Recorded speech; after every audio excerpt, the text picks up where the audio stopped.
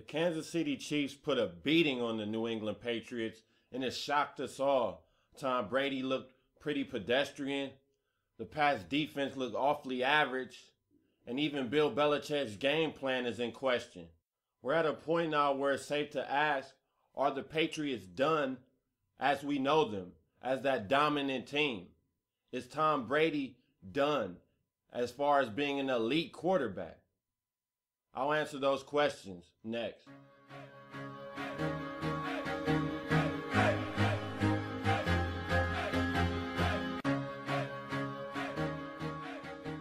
Welcome back to the Best Damn Sports Blog.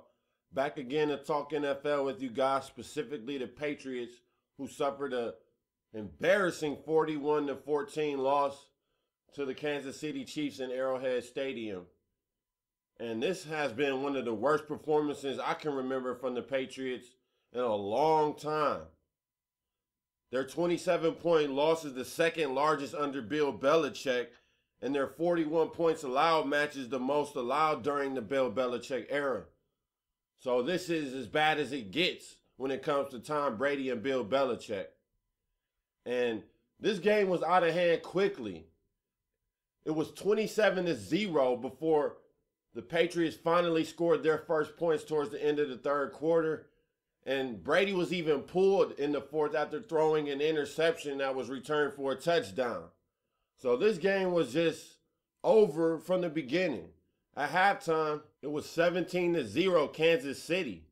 And it was pretty much done from there. And I think we have to realize that this Patriots defense is not as good as we think. Yes, they only allowed the Raiders 9 points and the Vikings 7.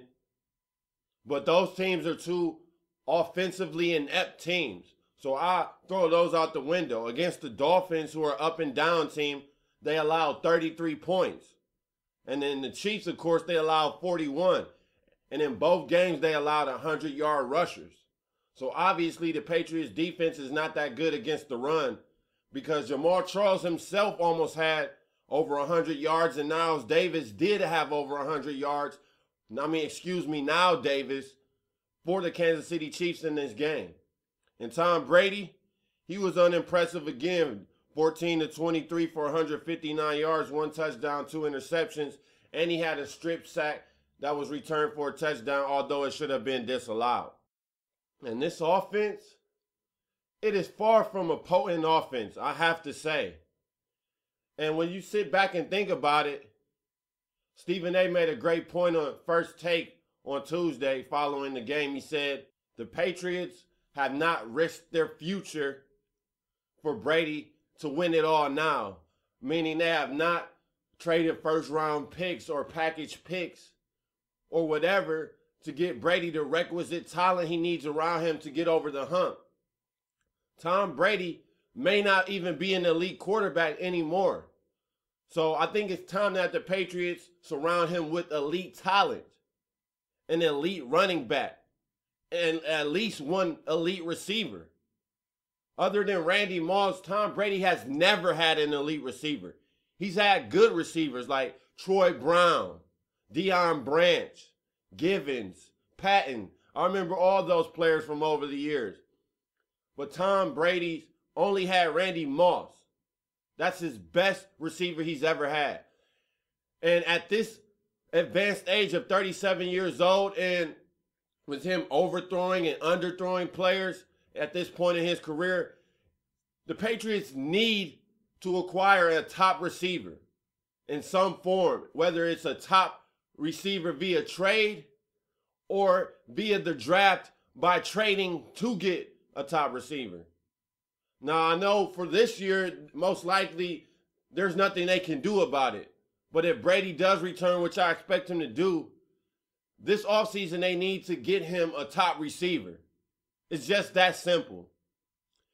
And as far as it goes for the Patriots making the Super Bowl and even winning it, I highly doubt that at this point. Their defense looks awfully average, as well as their offense. And the Brady stands, you all need to realize that Brady is not an elite quarterback anymore. And I'm a big Tom Brady fan, but the facts are the facts. He's completing 59% of his passes. He has 4 touchdowns and 2 interceptions through 4 games. Tom Brady is no longer an elite quarterback. That's not to say he's a bad quarterback. He's above average. But Tom Brady, as we know him, and the Patriots, as we know them, this might be the end of the road.